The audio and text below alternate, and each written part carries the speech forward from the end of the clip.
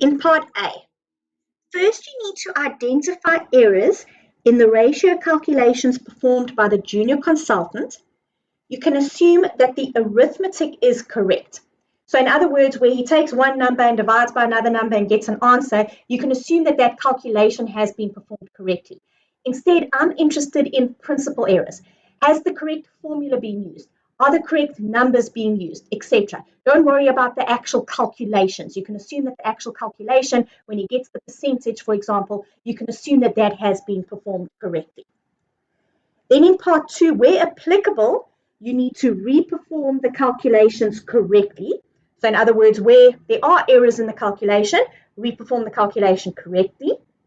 Then finally, you need to assist your colleague by explaining what each of the ratios indicate, how ROIC differs from ROCE.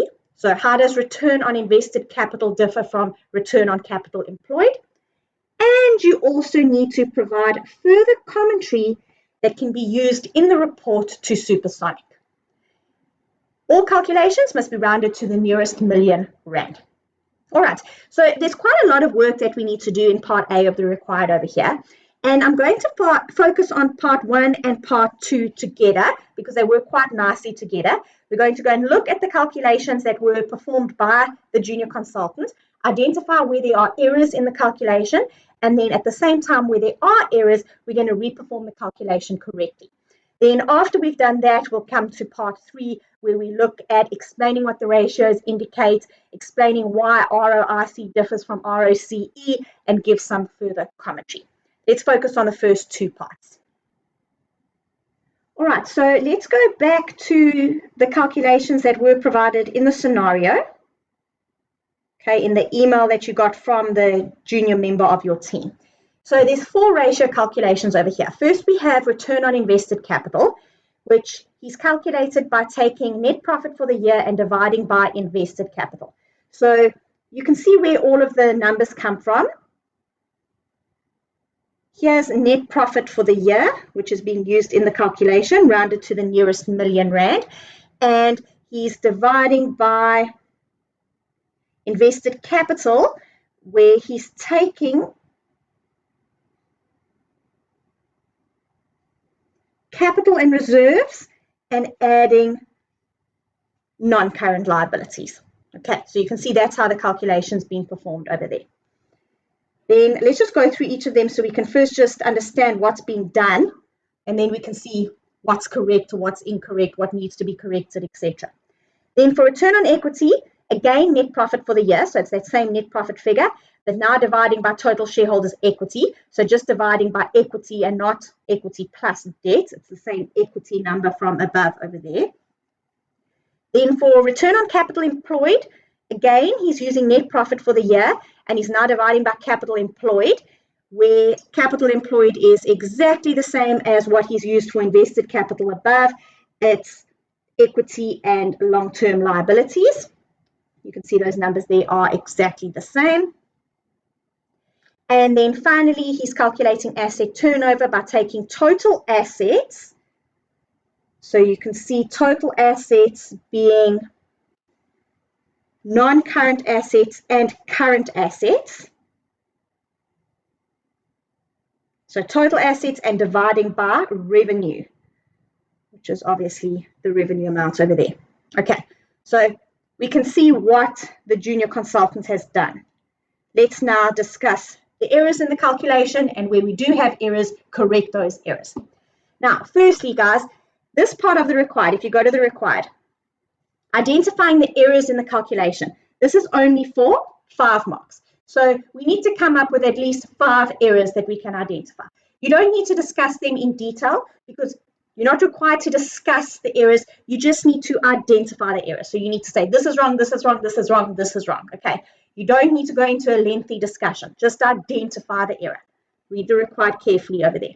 And we need to come up with at least 5 errors. Now, the first thing that is glaring at me over here, the biggest mistake that's being made is, when we perform these ratio calculations, where possible, you should use market values in the calculations and not book values. And you can see in all of the calculations over here, he's using the book value of equity, the book value of debt, book value of equity, book value of equity, book value of debt. This is the book value of your assets, not the market value. So everywhere in the calculations over here, he is using book values instead of market values. So that is the first error. Now, you can see the error comes through in all of the calculations, but you obviously can't discuss the same error for each calculation. You're not going to get 4 marks for saying this should be market values, 1 mark. This should be market values, another mark. This should be market values, another mark. This should be market values instead of book values, another mark. This is definitely not worth 4 of the 5 marks, guys. So we need to combine this into one discussion point over here. This is going to be worth 1 mark by saying all of these calculations should have been performed using market values instead of book values. So that's the first mistake. If we jump to the suggested solution, all ratios have been calculated using book values instead of market values. So whilst we are here, we are going to now calculate all of the market values because we need all of the market values in order to reperform all of these calculations. And we're going to have to reperform all of the calculations because all of them are incorrect because they're based on book values instead of market values. So let's start by recalculating, or let's start by calculating all of the market values that we need.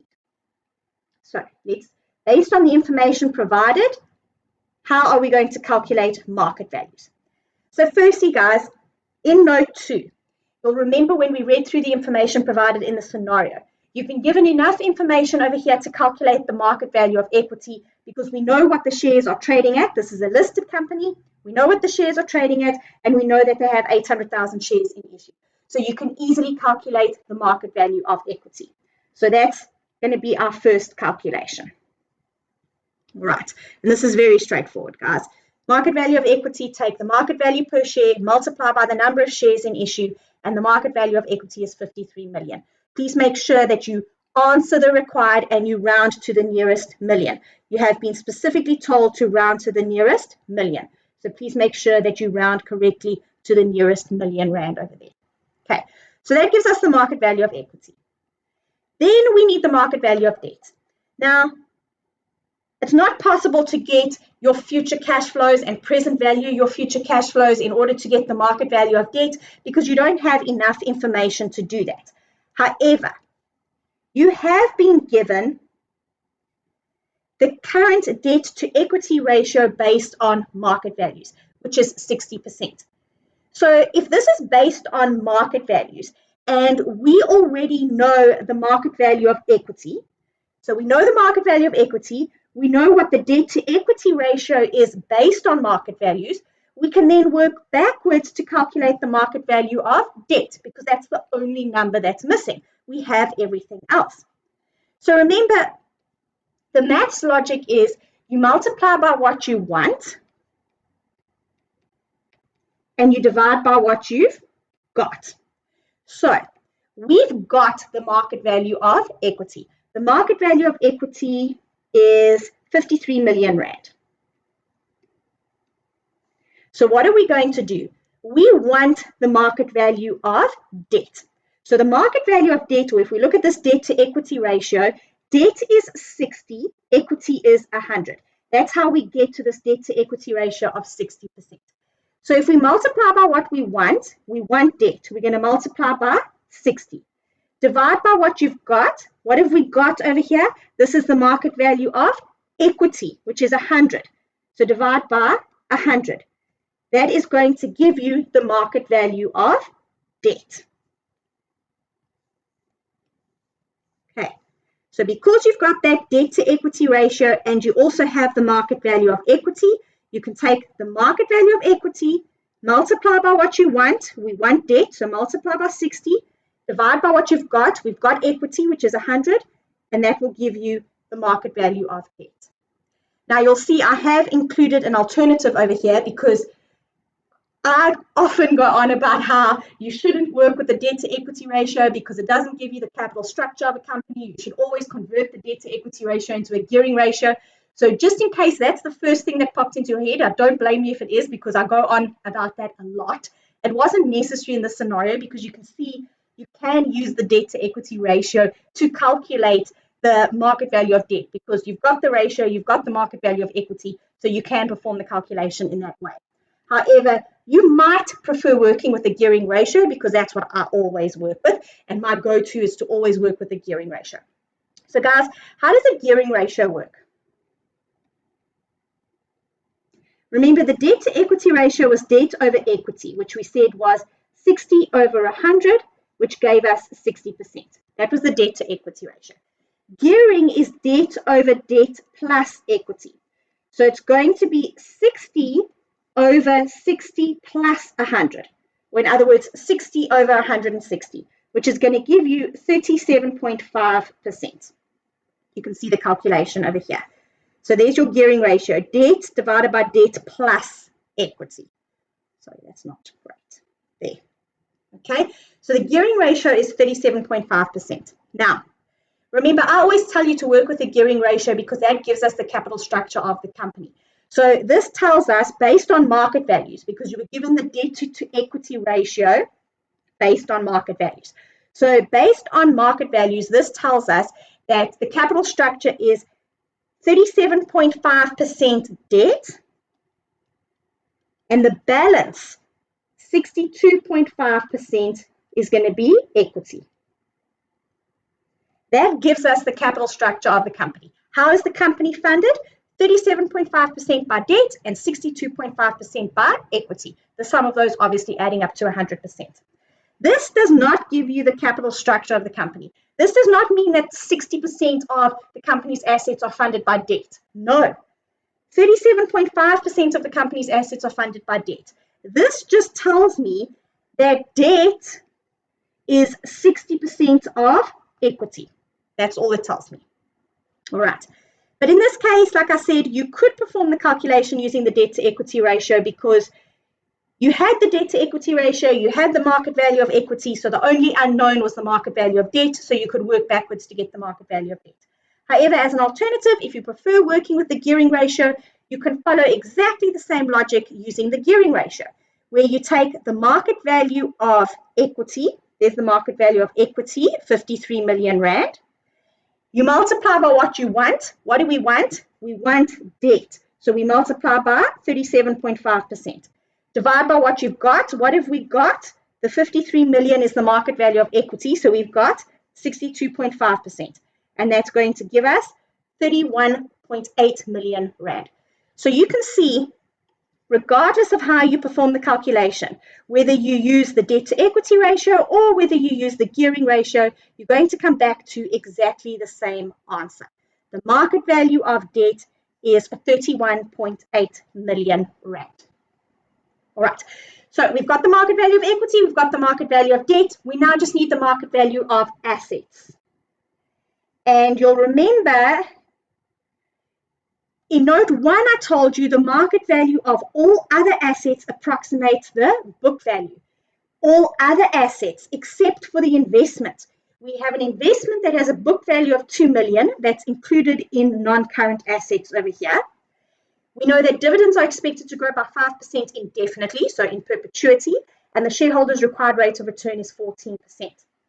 So I already said to you when we were reading through the information provided in the scenario, you have enough information over here to use Gordon's dividend growth model to calculate the market value of this investment. We have the current dividend, or the most recent dividend from the most recent management accounts of 240,000 Rand. But remember, you don't want the most recent dividend, you want D1, the future expected dividend. So you just need to increase that by the growth rate of 5% to get D1. We divide by the cost of equity, which is 14%, and they expect 5% growth indefinitely or 5% growth in perpetuity, so the growth rate is 5%. And using that information, you can calculate the market value of the investment.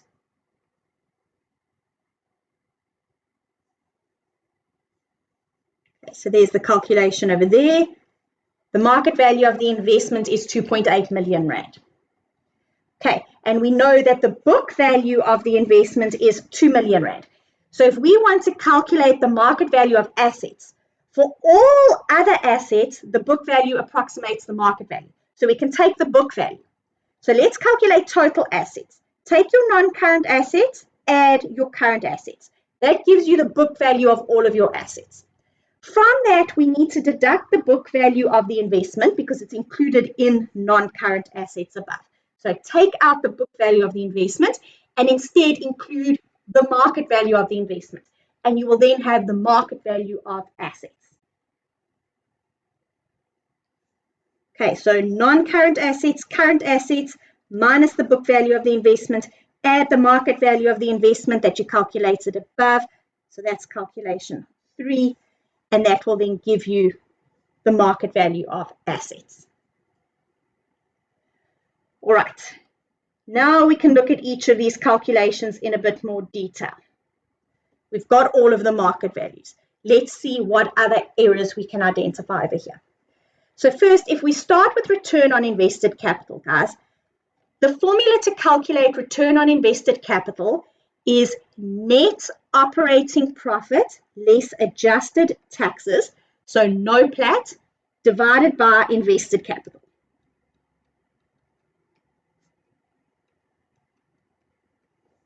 All right, and then invested capital is calculated by taking total shareholders' equity, so in other words, the market value of equity, plus interest-bearing debt, or in other words, the market value of debt, plus preference shares, market value of prefs, which we don't have in this example, minus non-operating assets. That's how we calculate invested capital. So, what errors do we have in the calculation over here?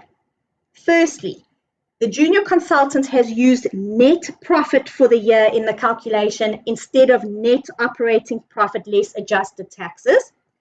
In addition to that, he's used invested capital, which is equity plus debt. So equity and debt. Don't worry about prefs in this example. We don't have any preference shares, so you can ignore that. But the mistake that he's made is he has not excluded non-operating assets.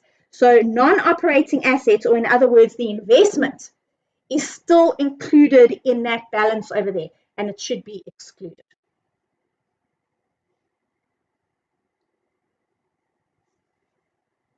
Okay, so for return on invested capital, net profit for the year has been used instead of net operating profit less adjusted taxes. And invested capital includes non-operating assets. Or what you could have said instead is non-operating assets should be excluded from invested capital. All right, so we've identified the errors. Now we need to perform the calculation correctly. So we need net operating profit less adjusted taxes. Okay, so look at what we've got here. We've got net profit for the year. That's obviously net profit after tax for the year. We want operating profit, which means we need to exclude investment income and interest on long-term borrowings from net profit. So we need to take net profit, add back interest on long-term borrowings, and deduct investment income because we want operating profit. Now, guys, in addition to that, we want net operating profit less adjusted taxes. So not less the tax expense as per the statement of profit or loss and other comprehensive income. No, because the problem is this tax expense takes into account the fact that interest on long-term borrowings above is tax deductible. We are working just with operating profit here. So we want to exclude any non-operating income and expenses as well as the tax consequences need to be excluded. So what we need to do is we need to start with profit for the year. We need to add back tax so that we have profit before tax. Add back interest on borrowings and deduct investment income so that we have operating profit. And we need to deduct adjusted taxes. And you were told that the corporate tax rate is 28%. So you're going to deduct tax at 28%. And you will then have net operating profit less adjusted taxes.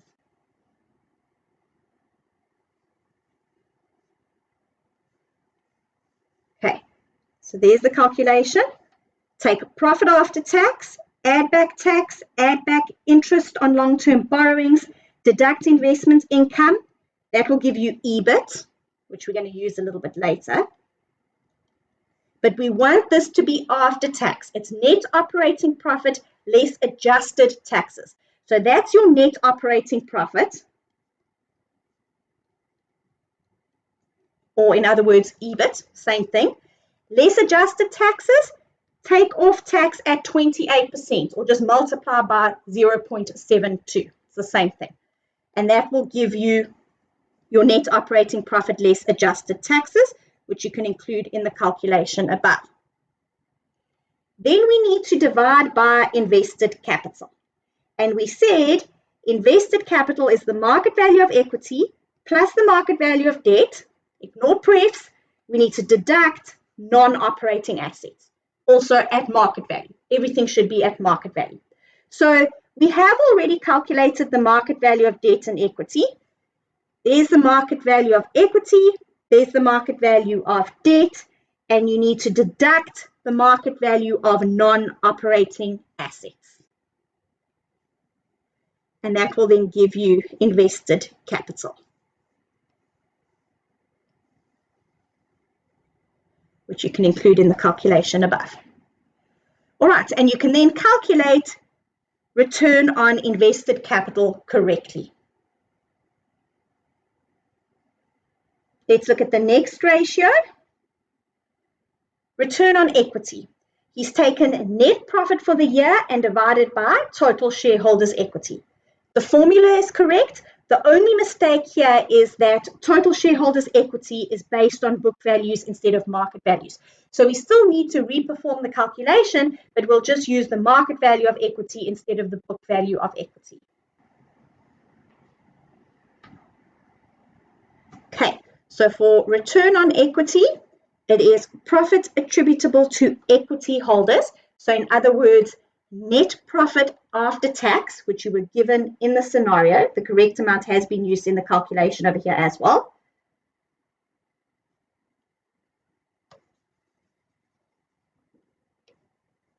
There's net profit for the year. Just make sure that you round correctly to the nearest million. And we need to divide by the market value of equity. So that gives us 22.34%. Okay, otherwise the calculation has been performed correctly.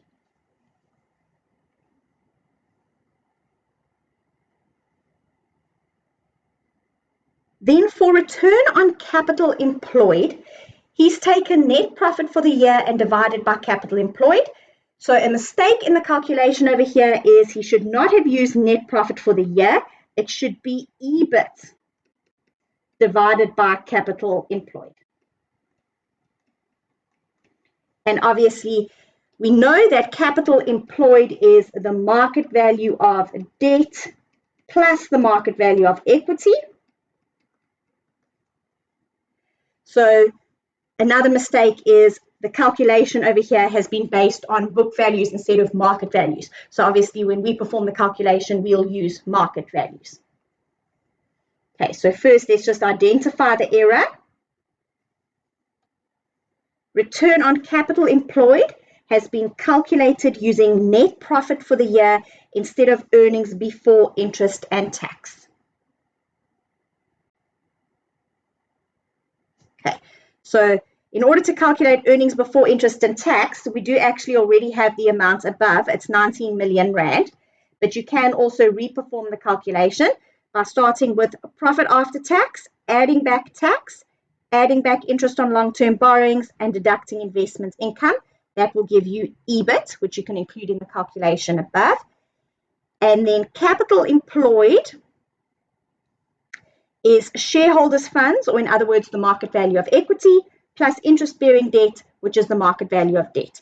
So the market value of equity is 53 million. The market value of debt is 31.8 million. So that gives you 84.8 million, which you can include in the calculation above, and you can calculate return on capital employed correctly. Then lastly, for asset turnover, he's taken total assets, being the book value of total assets, and divided by revenue. Now, the calculation is incorrect because the formula is inverted. It should be revenue divided by total assets. And then in addition to that, assets should obviously be the market value of assets and not the book value of assets. So the formula has just been inverted. You shouldn't be getting an answer here as a percentage. You should be getting an answer in times. So first, identify the error. So this is the last error because we've now looked at all of the calculations. So the formula used to calculate asset turnover is inverted. And guys, even if you don't use the word inverted, that's fine. You can say the formula is incorrect, the formula is the wrong way around, it should be this, it should be revenue divided by total assets. You don't have to use the word inverted. Obviously, I'm just trying to keep the solution as simple as possible, using as little words as possible so that I just identify the errors. But if you use a different word, as long as you're saying the same thing, you give yourself that mark. So to perform the calculation correctly, obviously now we are going to take revenue, and revenue comes from the question. You were given revenue in the question. Revenue, just make sure you round to the nearest million rand, and we're going to divide by total assets. And just make sure you divide by the market value of total assets and not the book value. And we did calculate the market value of total assets above in calculation 4. There's the market value of total assets. All right, so you get an answer of 1.84 times. So if we just go back to the required, we've answered part 1. We've identified errors in the ratio calculations, and where applicable, we've reperformed the calculations correctly.